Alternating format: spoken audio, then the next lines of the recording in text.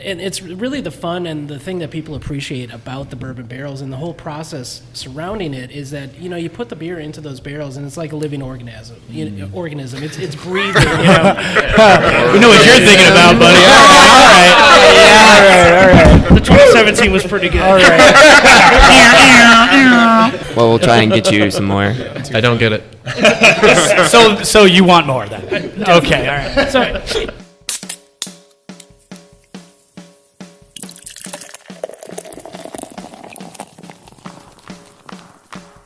cheers. You've stumbled into the Tap Takeover Podcast, Season 2, Episode 32, recorded December 10th, 2017. Barrel aging is an ancient technique that has experienced a renaissance in the last decade. Welcome to a very special episode of the Tap Takeover Podcast, and as we broadcast live in the barrel warehouse of Goose Island Brewing in Chicago, Illinois, it is obvious that no one is doing barrel aging on as large a scale. We're joined today by R&D Brewer Quinn Fueschl, Brewhouse Brewer Pete Olsen, and three of Goose Island's Cellermen, Reed Schwenger, Sam Jackson, and Marc Drucker. We'll be doing a live tasting, as we do here on the podcast, of the full 2017 Bourbon County Brand Stout Series. We'll be talking about the recipes behind the beers, keeping up with the demands of a global distribution network under AB InBev, and the fun new innovations involved. Gentlemen, thanks for joining us for a supersized episode. Thanks for having us. Thanks for having us. All right, so if we could kind of go around the horn, and if you guys want to introduce yourself and kind of give us an idea of what you do at the brewery. Sure, I'll start. I'm Quinn Fueschl. I'm currently an R&D brewer at Goose Island Fulton. I have worked in the brew house. I've worked in the cellar. Moved into this role in R&D. Really in R&D, we're doing a lot of different projects. Some of them focus around scale-up projects. Some of them are more just kind of passion projects for shift brewers or for other brewers in the Goose family. We'll do some collaboration beers. We'll also do a lot of raw material research, so new experimental hops or malt varieties or yeast varieties or new wood to put beer into. So it's a mix of new stuff that's just for fun and also beers that may end up getting bigger distribution down the road. My name is Pete Olsen. I'm a brewhouse brewer at Fulton as well. I used to work in the cellar with these guys here. B Squad. But now I work on A Squad in the brewhouse. So basically my job is wort production. I take a lot of what Quinn does and bring it up to the big scale, brew it there, but also just a lot of the regular beers that you see out in the field in the market, a lot of Bourbon County.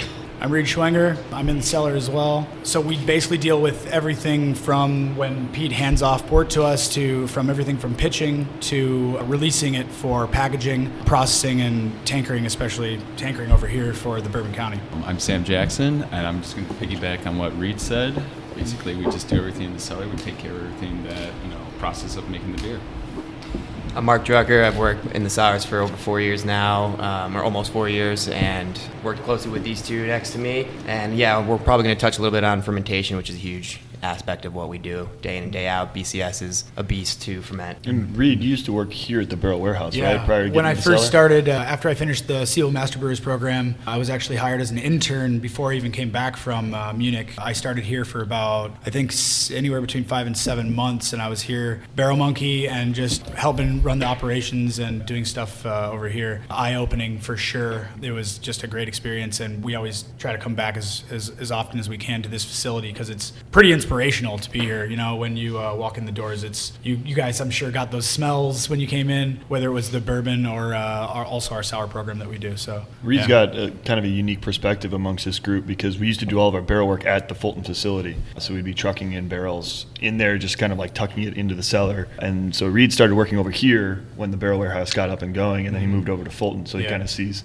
how we receive beer and also where it started. So it's a big growth process. Yeah, absolutely. Yeah. So this warehouse itself, it's a beautiful showpiece now, but it took a lot of work to get to where we're at here. Well, we're going to get into the facility because it is very impressive. But aside from knowing what you do day to day, how did you get started? I mean, any home brewing background, any other experience with other breweries? Show of hands, who homebrewed before? Yep. All of us. That's every single person. Yeah. You got to start somewhere. Yeah. Exactly. Obviously, And then I think a lot of us also have some level of brewing school experience. Sam came from another regional brewery, Founders, worked there for a while, so I think we all have some background in other breweries. Pete came from Dogfish Head before he came to Goose. I homebrewed for 6 years, then I went to Siebel, and then I bounced around to a couple internships before I got an internship here at Goose, and that turned into a full-time gig.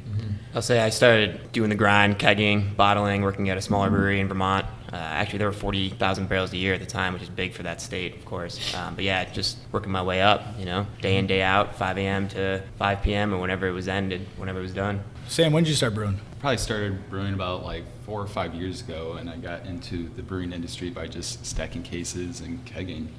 Started at the bottom and working way up to the top. So before we delve into talking about the BCS line, which will obviously be a huge part of this episode, we want to touch on some of your other programs first. I know we've heard about a new gold standard for your AB brewed beers. Care to touch on that subject at all? This is something that's kind of it's central to how we interact with these big breweries, and they're brewing our beers that we brewed at Fulton for many, many years, and they take guidance from us in terms of what flavor profile they're trying to hit. Obviously, what's inherent in brewing on different scales is that it changes dramatically, whether you're going from 2 barrels to 10 barrels to 50 barrels, or from 50 barrels to 1,000 barrels. Everything changes. So in order to get the same flavor profile that we want out of our 312 or our IPA or Honkers or whatever beer is getting kind of scaled up, that's something where it comes down to sensory, it comes down to flavor matching, and that's where we want to brew something that we can show to these big breweries and say like, hey, instead of just describing the flavor to you, here's the flavor that you're going for. But it also works for our end. We taste everything that comes out of these big breweries, so we want to make sure that the flavor that we are going for is actually met. And it's one thing if all you taste for a year is something that's coming out of a big brewery, how is your palate going to react to that? Like, how are you going to be able to say whether or not it is as it should be or not should be if you don't have a standard that you can compare it to? So it also works on our end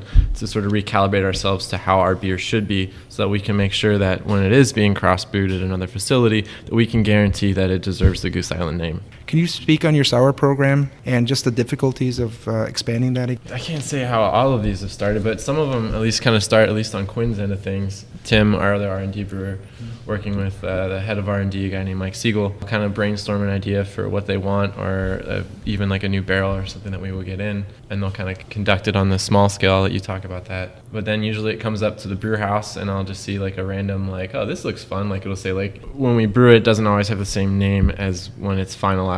Sure. Like Brasserie Blanc was how many different names before that came out? Yeah, by the time we got into the tap room, we were like, what's that beer? Yeah. How don't you know? We're like, well, and also the nature of sour beer brewing is that it's a very long timeline. From the day you have this idea to put beer into a barrel and maybe add some fruit into it and let it sour up, like you're talking at least 12 to 16, possibly 24 months until you're seeing the beer in a glass. And you're not even guaranteeing that it's going to be what you want. Exactly. I mean, that's right. I mean, when I like in the brew house, you'll see it as a recipe, and I'll be like, okay, I think I can figure out what this is going to taste like. Clean ferment, like I think I just brewed one recently that had the Fooder Project something. I just had like a number. Yeah, right. But like you can see like the recipe, you can see the hop profile, and you can go, okay, I have a feeling like I can sort of figure out what this is going to taste clean once this is done. How is it going to develop? I mean, what bugs are we going to add? How is the wood going to impact it? The conditions that it's aging in. I mean, we climate control here, but you still have active culture. So how is your lacto going to react? How's your pedo going to react? How's your Brett going to react? What bread are you using? How long are you keeping it? Things like that. Right, So. and I can talk a little bit about on the back end of that. When I first started, I was over here, and we have to taste every single cask that comes out, and it has to be good. But sometimes there are casks that are not necessarily perfect as a single barrel release, but since we have such a large volume here, we're able to make a pretty good judgment call on whether or not that will work in a blend of a few hundred or a few thousand casks. So you have to know when to dump beer. Yeah. We're a large program at this That's point, true. but I think the smaller breweries have a harder time doing that, right? I think that's a great point. It's okay to dump 10% of your inventory if you feel you need to, or 15%, whatever it takes. I think we dumped. It was a good portion of Halia. I can't remember which exact year it was. Maybe 2016 or. Yeah, I think to their point, though, like the blend portion of it is an important part of how we do it at scale, because you have through that aging process, you're going to have different characteristics that come out from each individual barrel. And if you have a barrel that is giving off flavors or something that's less desirable to the overall blend, Mark's exactly right. You got to be ready to dump that. But to Reed's point, like a lot of different complexities can be developed in multiple different barrels, which brings together like a really nice complex. So sour think of it finished more or product. less on like a bell curve. So you have your flavor target that you want, and how are the barrels that you've brewed into? How are those casks gonna fit into that curve or like into that profile? Because we'll have an idea of what we want. Like when we do like a fruited sour or like a foeder beer or something like that, we have a general idea of what we want that to taste like, and we can sort of build the blend around that. So while we're talking about dumping, let's just touch on it right now and get it out the way.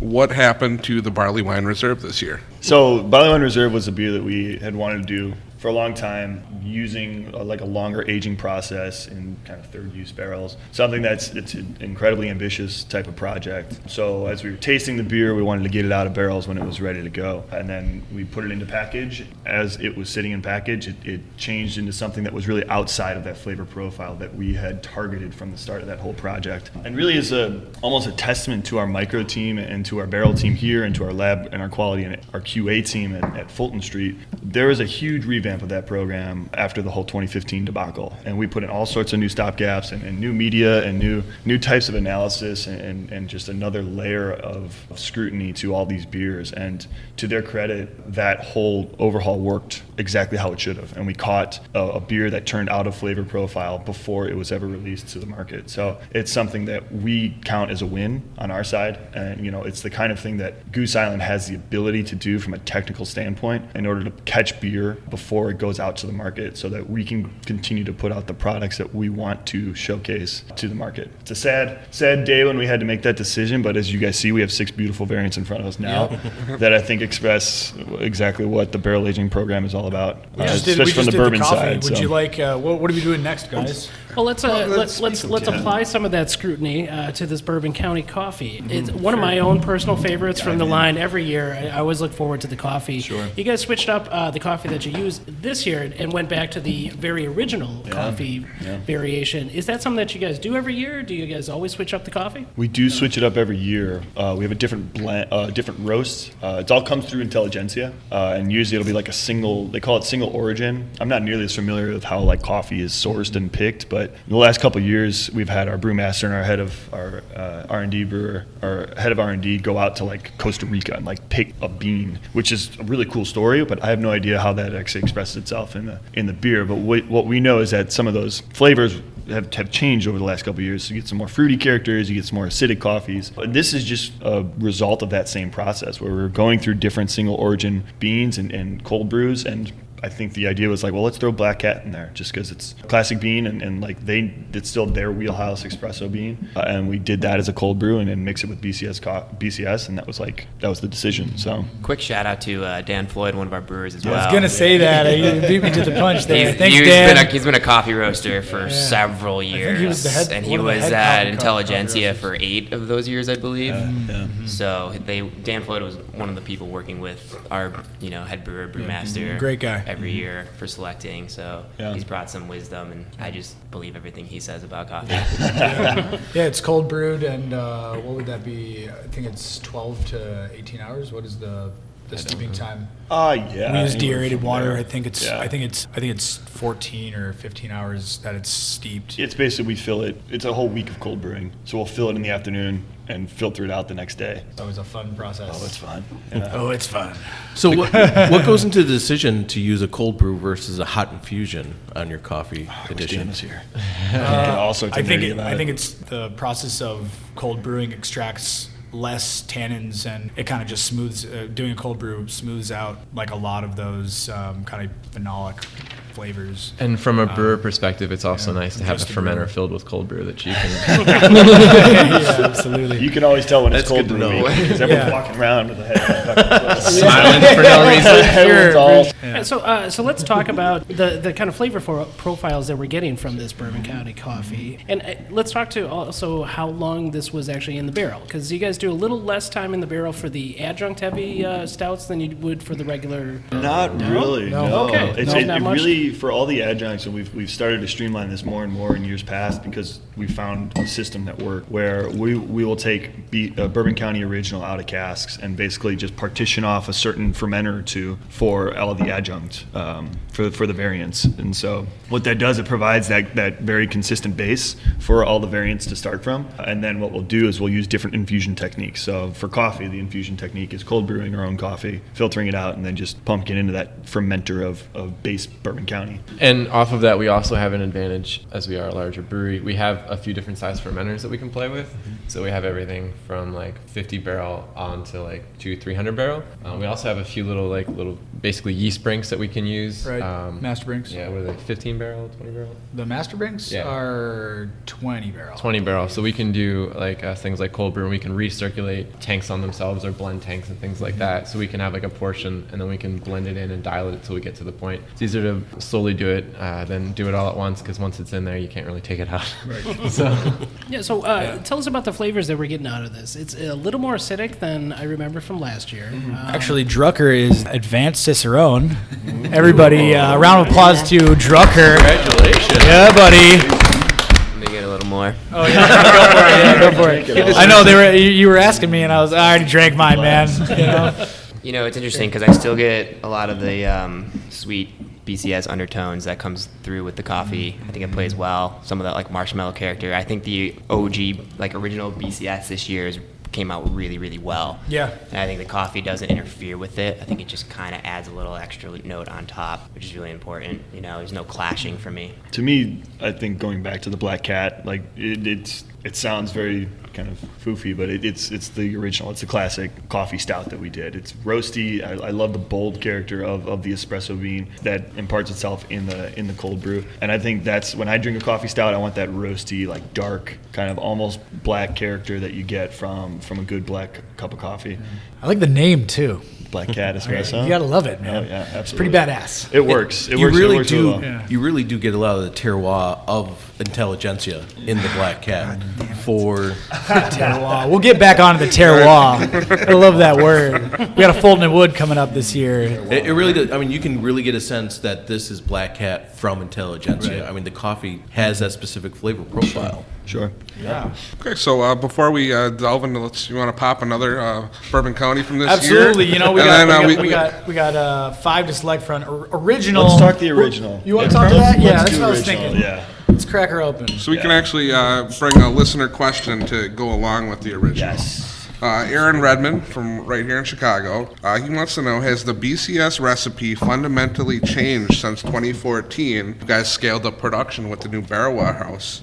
And if so, what challenges did the flavor profile present with the scale up? I'll start by saying a lot of innovation comes from process innovation. Yeah, I was going to say process too. So it's, you know, how can we improve our yields and get more beer in the consumer's hands while keeping the beer profile the same, right? Okay. We've really grown, including the mash filter in the brew house, which Pete can talk more about, as well as things like centrifuging, post-fermentation, and tankering it to the barrel warehouse here where it will get barrel aged, and then when it comes back, centrifuging again, polishing it up. We're really just trying to work on process innovation. Yep. And as far as the recipe goes, you know, we're not trying to change that. Yeah, the grain bill's been Consistent. the same. Trust me. Absolutely. Yeah. Absolutely. Has not changed. It has not changed. If you want to talk about mash filter and Yeah. brewhouse process, we can talk So about processing the only and tankering process and stuff. really Yeah. from a recipe production standpoint that's changed, we've added some new equipment to help us with our yields. So traditionally, the way we would brew BCS, cheers everybody. I just gotta- You guys. We're a little late on the cheers. Oh yeah, no. It's all right. We got it in there. I figured we probably just played the slow game. You know, we got like 9 of these. Yeah, so we can't whatever. cheers every single one. Yes, we can. And we will, sir. Challenge accepted. 7 hours later.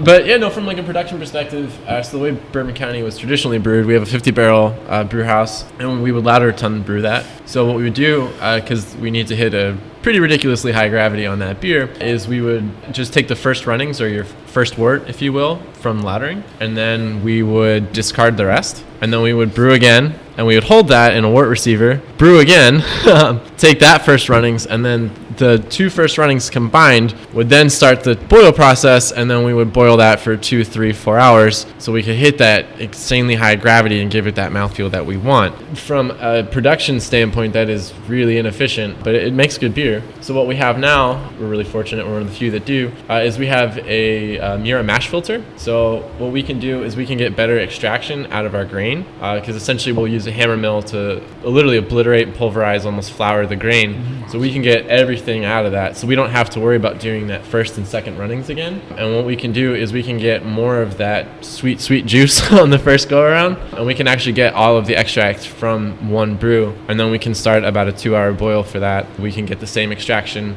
as doing it twice. And we can increase our yield and throughput through the brew house, as it is a long brew house day to do one turn of BCS. And then we also have a trub decanter, which is really, really cool. So we can also centrifuge some of our trub out, so we can get even more yield out of it. As you boil for a couple hours and then whirlpool for a while, you're going to get a lot of protein and a lot of trub and effluent formation. So what we want to do is we want to remove as much of that as we can. So what we send to the cellar is a nice clean wort package. We've also worked a lot with our fermentations on that. We've gotten better. We've worked a lot with our quality lab to come up with the right nutrient packages and things like that. We can add hot sides so that we can make the cellar's life a little easier, because you are trying to ferment basically a monster of wort, and it's not always easy to do. But from a recipe standpoint, it's pretty much the same. Can't think of any changes to it. Same hop bill, same grain bill. But in the cellar, a lot of chocolate malt. In the cellar, it's definitely, we've changed our process a few times. You want to talk about fermentation, Drucker? This is such a large demand for yeast, and yeast is the hardest thing for a brewer to control when you're trying to put out very high gravity beers. Once that yeast hits that fermenter, that tank in Bourbon County, you can't reuse that yeast anymore. Yeah, it's interesting. I think, you take what you learn in brewing school, and then you look at what some of our lead brewers have done it with Goose and our yeast, and you basically just say it doesn't make any sense, but it's working, Yeah. We're playing around with pitch rates to try and make sure we hit right amount of yeast cells in suspension, right at peak fermentation. And peak fermentation goes wild in the cellar. It's crazy. Not wild as in, wild. I mean, it goes crazy. It goes batshit crazy. Yeah, this thing ferments really, really fast. Our yeast is a high gravity ale yeast, English strain, from what we believe. Become our own over the years, obviously, since we first started brewing with it and finally banking it and holding on to it. We propagate all our yeast in-house, so it definitely is our house character. I think it just leaves a really good profile. You talk about recipe changes, and I'll get a little more philosophical and less technical here, but every year Bourbon County is going to be subtly different because of the barrel aging process, right? You have different barrels coming in, you have different weather, you have different kind of extraction of that character from the barrel. And we don't have temperature cooling as well. Exactly. So we have the seasonality of Chicago. Exactly. And it never gets cold in Chicago. Right, exactly. Bright and sunny every day. Or terribly hot. So you'll see differences year over year in Bourbon County because of all just the natural differences in the barrel aging process, which is what makes Chicago such a cool place to actually do barrel aging, because you have the two extremes. You need the seasonality. So the recipe's been more or less the same for years and years and years, and yet you still see nice little nuanced differences year over year. I think Mark mentioned this is a marshmallow character in here, and it's the most marshmallowy BCS original I've had in years. Last year I think was a lot more chocolate forward. This one's got more the vanilla kind of character, which gives you that marshmallow note. So I think it's cool to see the base beer of Bourbon County has been more or less the same, and really that base beer it's a blank canvas for the barrel to impart its characteristics onto. You guys have tried the base beer for Bourbon County. It's kind of shitty. Sure. It is a beer that is you were talking meant to post-fermentation. Be exactly. Yeah. It's a beer that's meant to be barreled. Exactly. About 10, 11 days in from the start of this beer. And it's not a beer you drink. It's not balanced, but it's designed that way. Exactly. So one of the cool things that I really like when I talk to people about Bourbon County is the fact that the recipe on its own is meant for a barrel. So specifically designed. It's a lot of breweries you'll see they'll have they're one of their regular beers, and then they'll just throw it in bourbon, and sometimes it works, sometimes it doesn't. But I really like how we took the approach to go, okay, we're gonna make tons of this beer specifically for that barrel, because we can't sell that on its own, and you can, but it's not. It's very sweet, but you also have a lot of astringency. There's a lot of roasted barley, a lot of roasted malts. So what you're getting is kind of a more acrid. It's got a high finishing gravity. It's meant to be mellowed in a cask. That's one of the cool things about it. Every year, I'm never disappointed with it, ever. But how long specifically has it been designed to do that? Since it was inception. Since day one. if you guys have a chance to check out the Grit and Grain series, which is a really Sure. cool little like mini episode, there's like 12 episodes of it now. Our in-house digital content guy created this whole story around. I absolutely Bourbon love the County. videography for it too. It's beautiful footage. And it Shout out to Ken. Yeah, Ken Hunter. Thanks, Ken. He's a genius when it comes to that stuff, and he does really good work. But it tells the story of like the first Bourbon County, like why it happened, and the entire idea was to put an imperial stout in a bourbon barrel. It wasn't let's brew an imperial stout and then all of a sudden we had bourbon barrels. It was the original design was to be barrel aged. Sounds like we should talk about that Knob Creek one.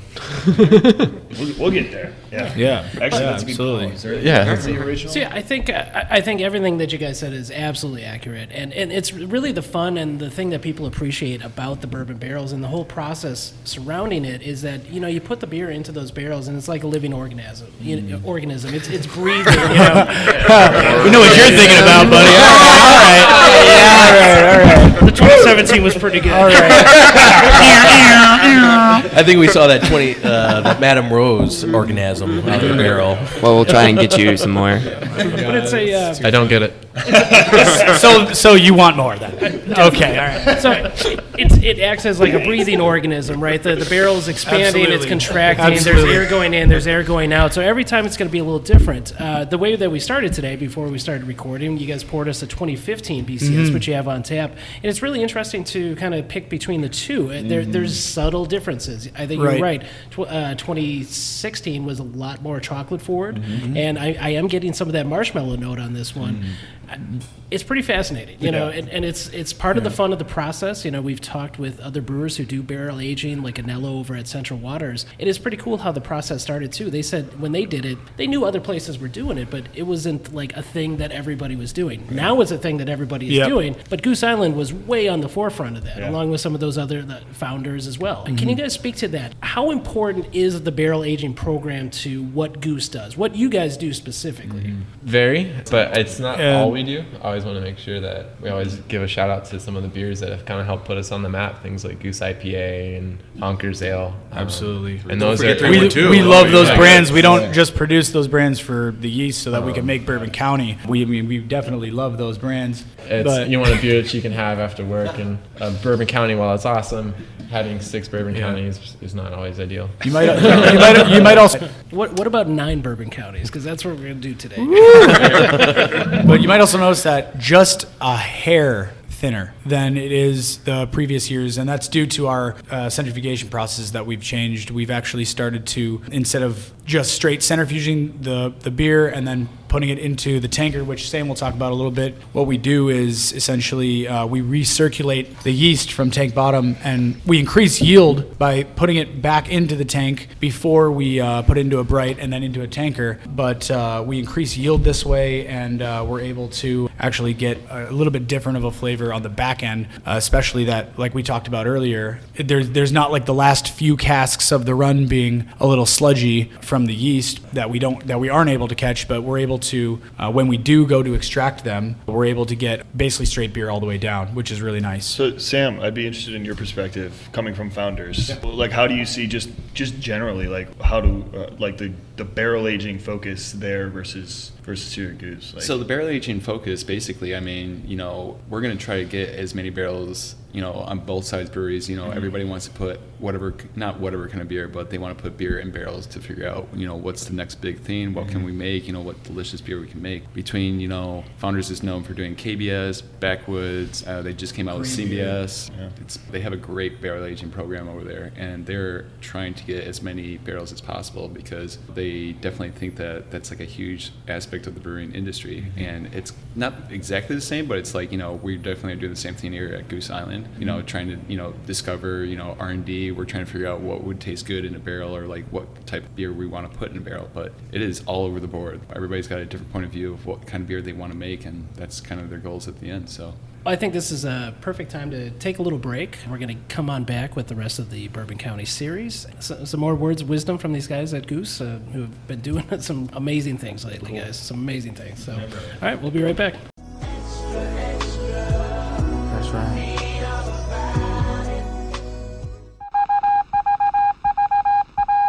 Hello, this is Jim with a special edition of Beer News. Today, we're doing an in-depth analysis of an issue that is rife within the brewing industry. That is a wild yeast that breweries are having their beers infected with. Today, we have Andrew from Mobcraft Beer, who wrote a great post on probrewer.com and got written up on Good Beer Hunting about Diastaticus. This is a yeast that is a subgenre of the yeast you use every day in your brewing, but is causing issue. Andrew, what is Diastaticus?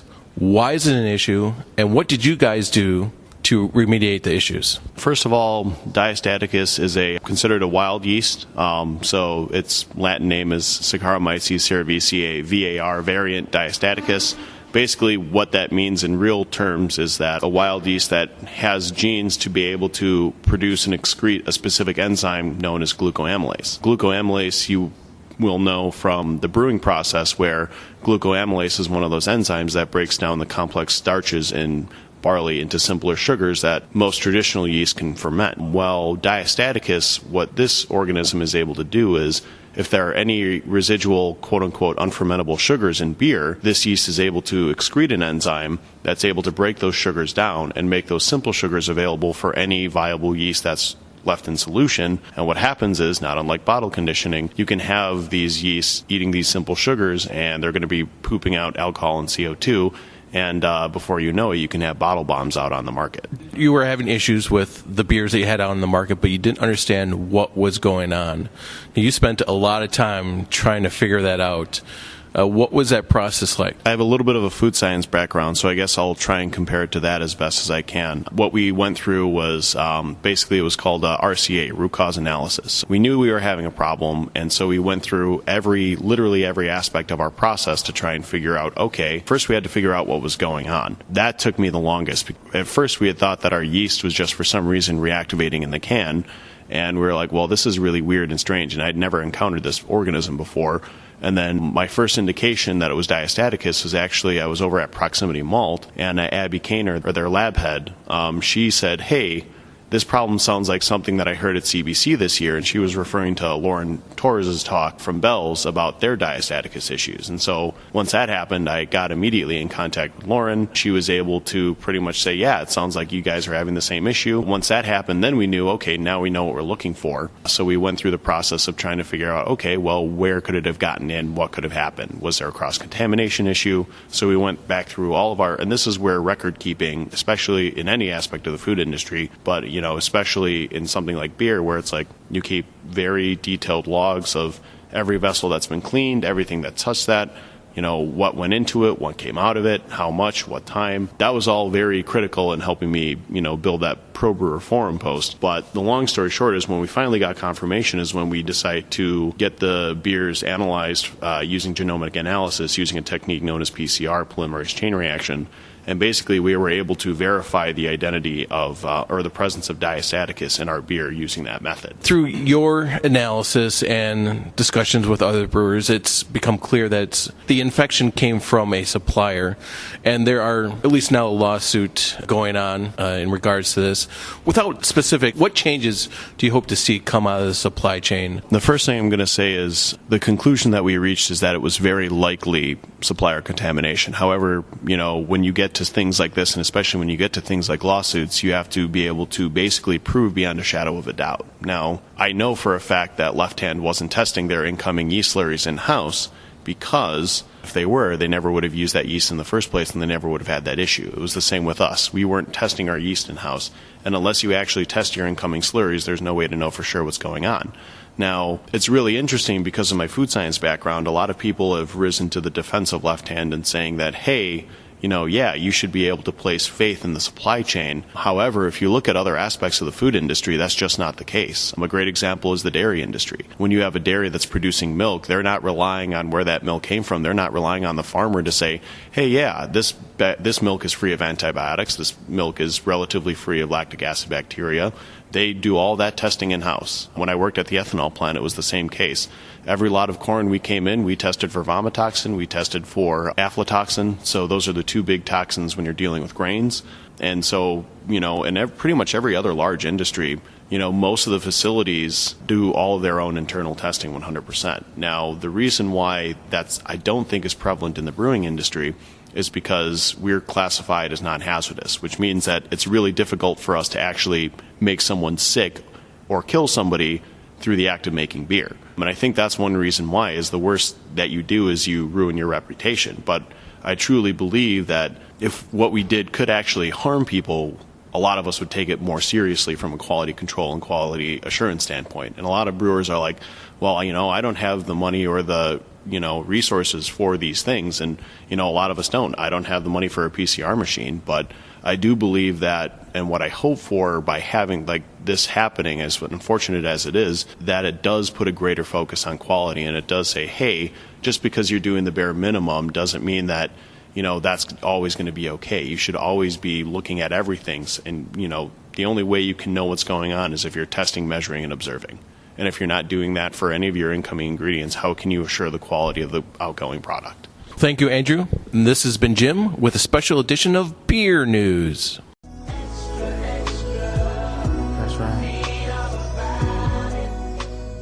All right, thanks, Jim, for another great edition of Beer News. As we get into this next beer that Reed's going to share with us, Quinn, do you mind telling us a little bit about it? Yeah, sure. So this is our Bourbon County brand barley wine. That happens once in a while, Nice. Yeah, we'll use a knife to open it. Barley wine should be barrel-aged beer, in my personal opinion, but Yeah. So it's a traditional English-style barley wine that we age in the same bourbon barrels that we do the rest of our Bourbon County Stout family in. I would say it brings a little bit more of a nutty sweetness to the table, some caramel character. It's a different grist bill, so it's not as much of the roast malt or the black malt. It's much more of a Cara Crystal wheat, which is, I think, an awesome malt just to eat on your own. This is the first year we've done with 100% fresh bourbon barrels, so this one has a little bit more of a bourbon character than years past. It's a little bit higher ABV because of that, but it still brings to the table that same high original gravity, so there's a lot of sweetness there. Again, there's a little bit more nuttiness to it, a little bit more caramel character, but all the nice barrel sweet that you get. like I said, barley wine should be a barrel-aged style. Often you get really sweet, really alcoholic, and with this one you just get such a mellowed out, there's a lot of beautiful sweet. There's a lot of barley wine traditionalists that would fight that to the bitter end too. That's okay. I love it. I love our barrel-aged version of it. But as we move more towards the fresh bourbon barrel character in this beer, there's a lot of barley wine traditionalists that probably will not like it because it gets more of the bourbon character. It gets more of that barrel character. But I love it for that. For the exact reason you're saying is that it kind of cuts through some of that sweetness. Right, exactly. I just want to take this time to, we've been joking about the brewer's diet. So far I've only had coffee and beer today. I'm just missing cigarettes and pizza. Cheers, guys. Hey, bring it in again. Oh, it's going to do it again? All right. Remember the challenge? I accepted it.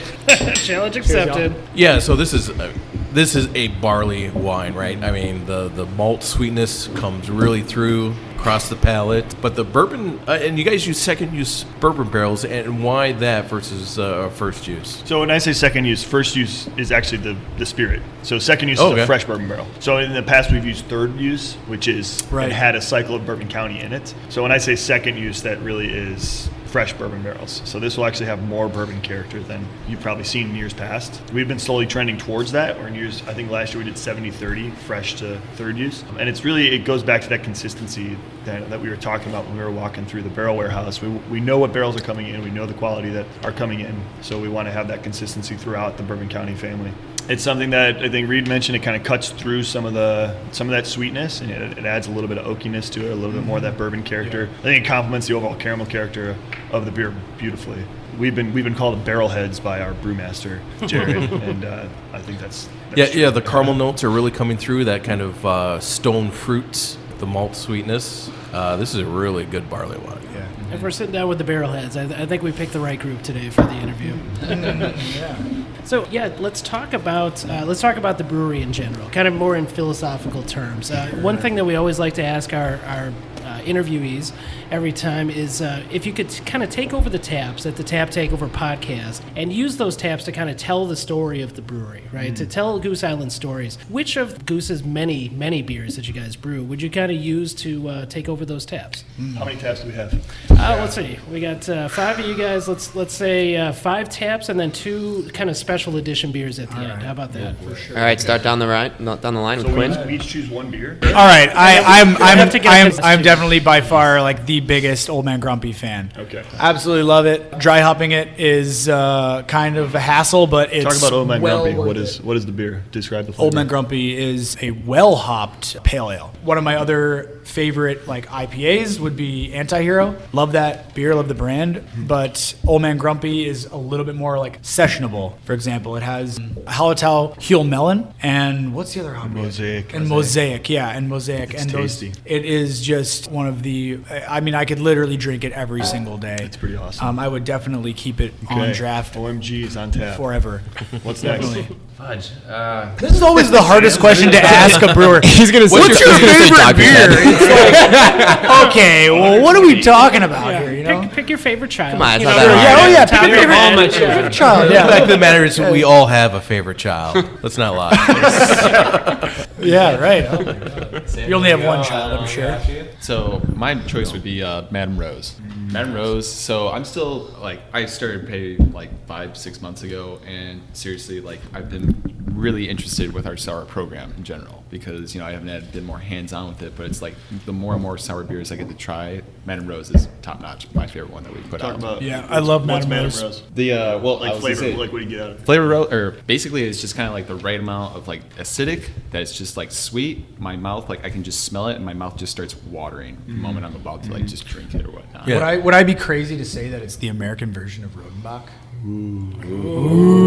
Big word. Yeah. Rodenbach is We're running out of mics to drop. Yeah. No, I know. But for real, like I had just come back from Belgium like a month before I even tried the beer for the first time, and I was unbelievably blown away about how similar it was. Rodenbach, amazing Belgian beer. Yeah. Madame Rose as well. Like It's it just kind of definitely pairs a the good idea. comparison. We use all 3 of at least we use PDO, lacto. It's got all sorts of fun bugs. It's got cherries in it as well. It's pretty much got Yeah, everything kitchen that we possibly can but it's a beautiful put beer into the it. end. Yeah. No, like surprisingly enough, like fruit beers aren't really like a beer that I really seek out, but Madame Rose is like the perfect level of like And that. from a production standpoint, it starts off as a Belgian style brown ale. Yeah. Pretty cool. Belgian brown. For the home brewers, it'd be like the Roselaire blend from Y Yeast, but we do our own Roselaire. like Do you rates. know But that's Rodenbach the is in Roselaire? exactly. Yeah. That's Right, why so we I'm got- that's we why got I'm Old Man commenting. Reed. We have Madame Rose. Oh yeah, no. And the yeah, what's fruit you cool- use in the Madame Rose is cherries. correct? Cherries, yeah, cherries. We use tart cherries, and I think they're.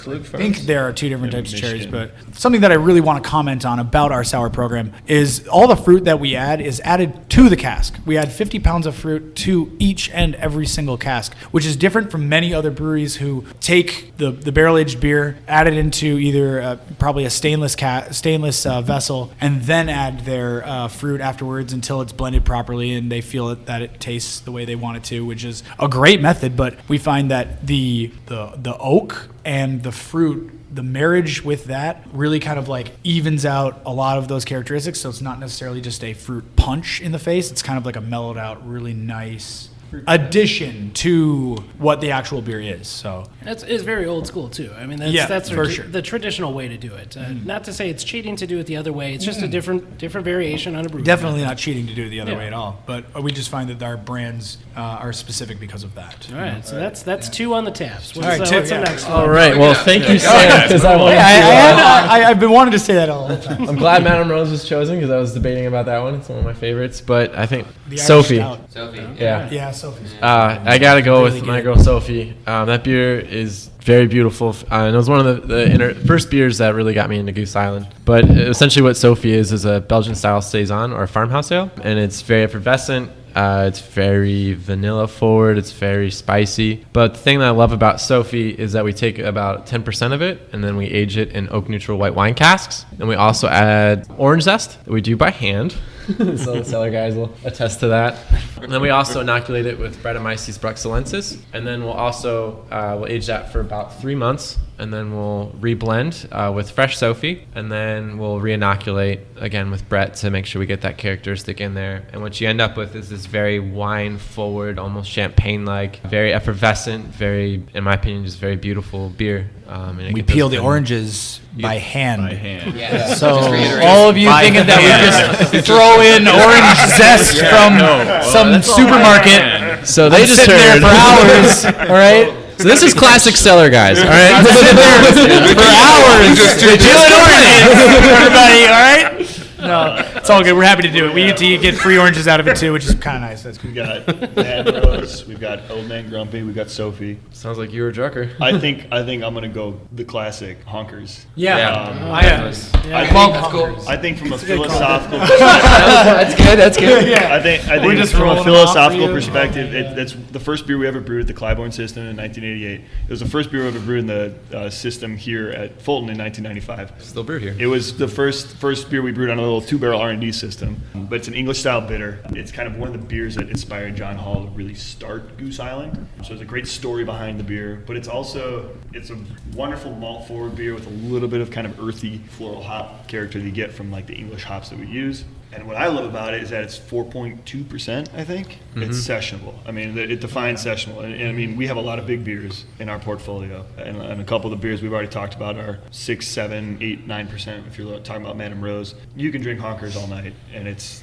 full of flavor, but it's crisp, and it's a great finish on the beer. So that would be good beer. my addition to the 5. So Yeah, it's one of those beers you can find at stadiums at places, and it's eminently crushable. Yeah, it's great, very fun beer. I'm going to go with the Guest Tap. Le Gardien. Schlitz or Hams. Old style. Or maybe Labatt Blue Light. Molson Natty Exports. Hey, come on, buddy. Yeah, we gotta love that stuff, eh? But no, I mean, as Quinn says, session beers, when I first got in the beer industry, I was very in love with all the high gravity, high alcohol stuff, and I've just taken a back seat, definitely. We need to taste it for sensory, but it's not my go-to.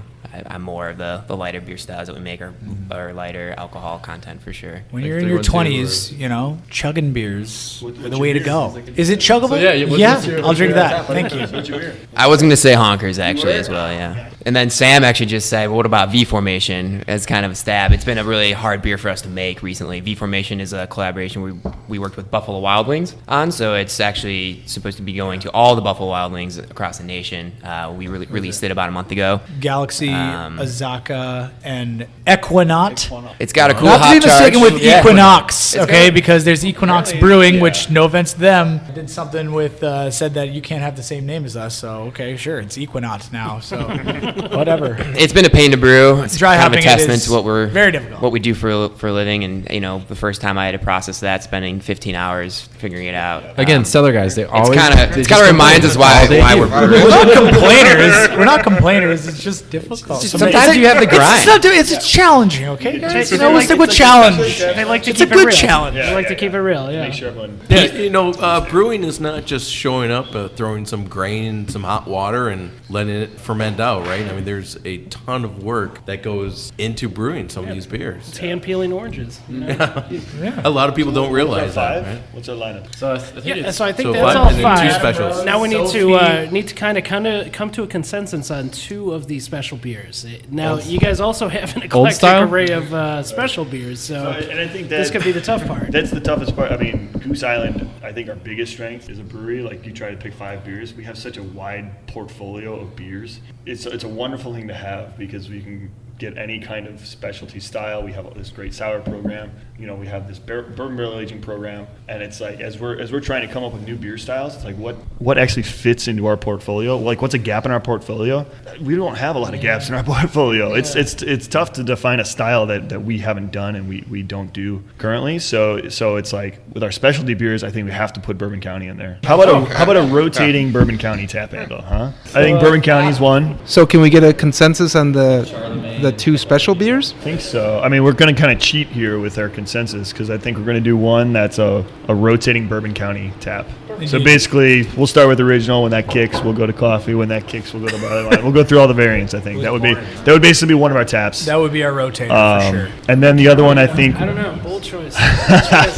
Knob Creek. And then I think the other one would be a rotating tap of our Fulton and Wood beers. So the Fulton and Wood beers are draft only usually local Chicago-only releases that we do every year. And the whole idea behind it is that every quarter we'll release a new beer. And the whole program is centered around kind of including the Goose Island company as a whole. So if you're in finance, marketing, HR, you can sign up to be a part of the Fulton & Wood program. You'll get put on a team that's led by brewers, and then you're basically set free to come up with recipes that could get brewed on the big system. So every team will come up with a couple recipes. They'll pitch it to the brewmaster, the head of R&D, the lead seller, lead brewer, and they'll decide on the 4 beers that are going to get released the following year. I think there are 6 teams, right? Yeah, and there's 7 anywhere teams between anything. I think it's between 6 and 10 people. Right. So we just the quarter 3 one was Le Gardien, which was a beer to guard style that Reed and I had a big part in. That was really bomb. It's a beer to guard with pears. You don't know what it is, and then we had a Kolsch yeast that we used with it, just to like kind of cut out the acidity a little bit, and do all this stuff. I had absolutely the best time. I was exhausted a day. I was doing some deal with somebody for a car, and I didn't make it, and whatever else. And I sat down at a random bar that I walked into, a random bar in the middle of nowhere. Sat down. She's like, the girl comes over to me, and she's like, "Hey, our beer of the week is this beer from Goose Island. It's called Le Gardien, and it's a beer to guard with pear." And I was like, "I'll take that." It was like when you really wanted a beer, and then it's Le Gardien. You're like, "Oh yeah, all right, I'll take that for sure." And what's cool is like we brew just enough usually to get it out for a season, and then 3-month span, and then we'll go on to our next one, which is a dry Irish stout, right? Called Correct. Mr. Dooley's Stout. Yes, I'm the team lead on that. Mark was the lead on that. Was that the Imperial Brown? Or? Yeah. So the first time we brewed it, it came out as a brown stout. So that's my bad. But we all make mistakes here and there. It was just a little calculation thing that we missed. But we're really excited with the final recipe that went out the door. It should be landing actually. I think next week is going to be the release. It's a dry stout. We kind of left the term Irish out of it, even though everyone's going to pretty much know it's Irish. It's just not nitrogenated. We're not equipped to do that. But I was still looking for something that's low alcohol stout, right? We talk about something that's more sessionable. We know how to make a big stout, but we don't really do a small stout at Goose. So I guess our 2 taps are 2 rotating taps, so a little bit of cheating the system. So in your Fulton Wood or in your R&D, do you get to use any ingredient, or are you like, you can make any beer as long as it starts with Breeze 2-row? I mean, in the R&D side of things, we're a large part of that program is raw material research. So we're actively looking at malts we don't use, at hops we don't use. Yep. When you're writing a recipe, if you're writing a recipe for the big system, which would be like the 50 barrel system, you're probably going to start with 2-row.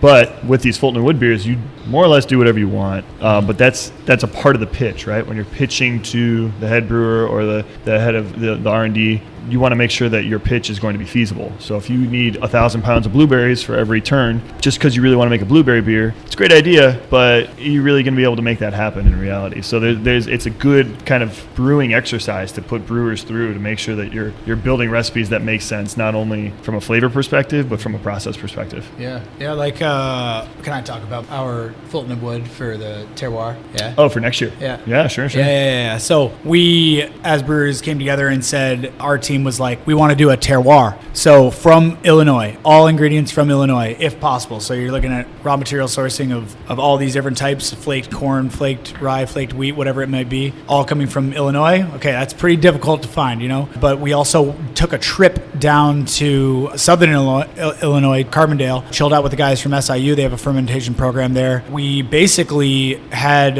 agar and just, whatever it might be for sampling technique. And we just went to like vineyards down there and, hay bales. And we even took samples off of of the back of a slug to see if we would be able to find a yeast as a secondary fermentative yeast to see if we could bring some of that yeast terroir into it. The slug did not work out, just so you know. Ladies and gentlemen, you are not going to get slug yeast in your beer. I know. All right, well, our disappointment with no slug beer aside, we are going to pause now for the end of part 1 of this 2-part supersized interview with Goose Island, and we'll be back to talk to you guys next week for part 2, and we're going to finish off the Bourbon County series. We're going to talk some technical stuff. We're going to let Jim go a little nuts, and we've got more fun stories for you from Goose Island Brewing here in Chicago. We will see you next week, and thank you for joining us on the Tap Takeover Podcast, a solid non-fail production. No.